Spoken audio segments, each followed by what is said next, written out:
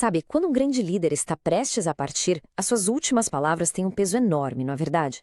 Foi exatamente o que aconteceu com Josué.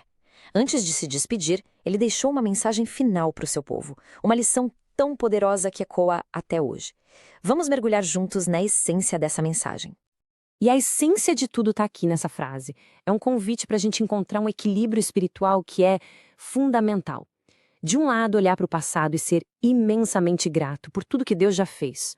Do outro, usar essa gratidão, essa memória, como combustível para construir um futuro de compromisso e lealdade. Simples e profundo. Então, vamos começar pelo começo, pelo alicerce de tudo isso. E qual é a base de toda essa confiança? A fidelidade comprovada de Deus. O ponto de partida de Josué foi genial. Ele não deu uma ordem, ele fez um convite à memória.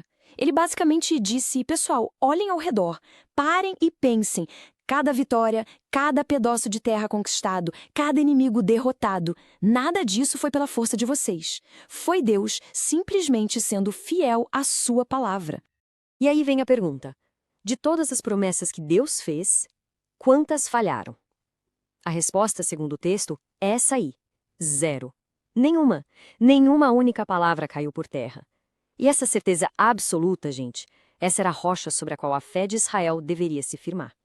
Josué também toca num ponto que às vezes é meio difícil de entender: a ira divina. Mas olha, é crucial a gente ajustar o nosso conceito aqui. Não estamos falando de uma explosão de raiva. Pelo contrário, é a oposição santa e justa de um Deus que ama tanto a sua criação que ele não pode tolerar o mal que a corrói e destrói. Pensa assim: justiça e graça não são opostas, são como duas faces da mesma moeda do amor de Deus. A justiça se opõe àquilo que nos destrói, enquanto a graça abre um caminho de volta. E a cruz é a expressão máxima disso tudo, onde a justiça foi plenamente satisfeita e a graça foi oferecida a todos. Ok, diante de um Deus tão fiel, a pergunta que fica é: qual deve ser a nossa resposta? E ela se resume em duas atitudes essenciais: vigilância e amor. Essa frase aqui, nossa, ela é muito forte. Josué entendia a natureza humana como poucos. Ele sabia que a derrota nunca começa no campo de batalha lá fora, mas sim na erosão silenciosa que acontece aqui dentro, no coração. Isso revela o ponto central. A maior preocupação de Josué não eram os exércitos inimigos, por mais fortes que fossem. Era a ameaça interna.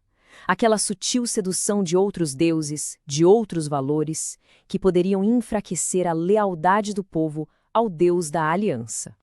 E como isso se aplica a nós hoje? O desafio não é se isolar do mundo, mas viver nele com um propósito. Primeiro, discernindo as influências ao nosso redor. Segundo, mantendo o coração firmado na palavra. E terceiro, vivendo de forma missionária, sabe? Sendo luz, sem ser absorvido pela escuridão. Josué usa um verbo muito específico aqui: apegar-se. Isso vai muito além de um sentimento que vem e vai. É um compromisso ativo, intencional, bem parecido com o casamento. É uma decisão diária de lealdade e afeto, que não se baseia no que a gente sente, mas em quem Deus é. Então, amar a Deus é uma resposta consciente. Nasce da gratidão pela fidelidade dele no passado. Se manifesta na obediência no presente. E vai se aprofundando na caminhada diária, sendo, acima de tudo, uma escolha de lealdade. E essa resposta de amor e vigilância é o que define a nossa jornada. Uma jornada marcada por segurança no presente e uma esperança firme no futuro. Aqui tem um paralelo incrível. Israel conquistou a terra prometida não porque era o exército mais forte, mas porque o Senhor lutou por eles. Da mesma forma, na vida cristã, nós não lutamos para obter a vitória. Nós vivemos e lutamos a partir de uma vitória que Cristo já conquistou na cruz. A vitória final é certa, já foi conquistada. No entanto, a jornada do dia a dia, essa exige permanência, exige dependência constante e um caminhar firme, confiando naquele que já luta por nós. E o que nos dá força para perseverar é justamente a memória da fidelidade de Deus. Ela nos conecta a um caráter que não muda, orienta nossas decisões da incerteza, fortalece nossa confiança no meio do caos e, acima de tudo, nos lembra que nunca caminhamos sozinhos.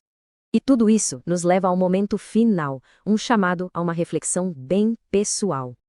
A pergunta que a lição de Josué deixa no ar é esta: a memória do que Deus já fez na jornada de uma pessoa tem fortalecido a fidelidade dela hoje? A gratidão pelo que já passou está alimentando a lealdade no presente?